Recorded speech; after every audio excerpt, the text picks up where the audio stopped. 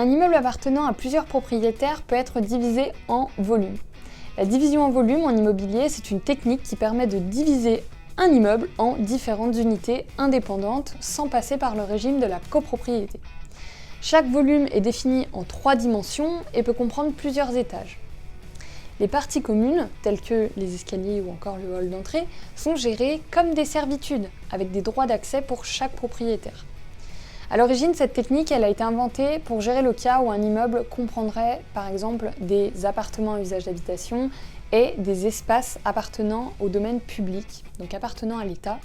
Par exemple, une crèche publique, puisqu'il n'est pas possible juridiquement qu'un bien public se trouve dans une copropriété.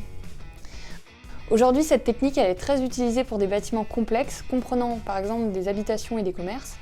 Mais attention, pour rappel, lorsque le statut de la copropriété s'applique, l'immeuble est forcément et automatiquement en copropriété. C'est seulement donc lorsqu'il est possible de déroger à la copropriété qu'un immeuble peut être divisé en volumes.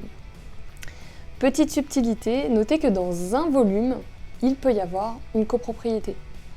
Prenons un exemple. Disons qu'au rez-de-chaussée se trouvent des magasins et que les 2 et 3 étages de l'immeuble sont des logements.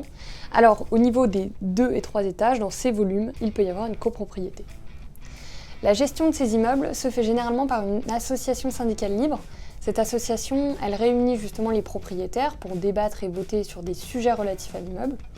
Et donc vous, si vous vendez un bien dans un immeuble divisé en volumes, vous devez apporter l'état descriptif de division en volumes qui indiquera les délimitations du volume dans lequel il se trouve. Et vous devrez également apporter les statuts de l'association syndicale et les derniers PV de l'Assemblée.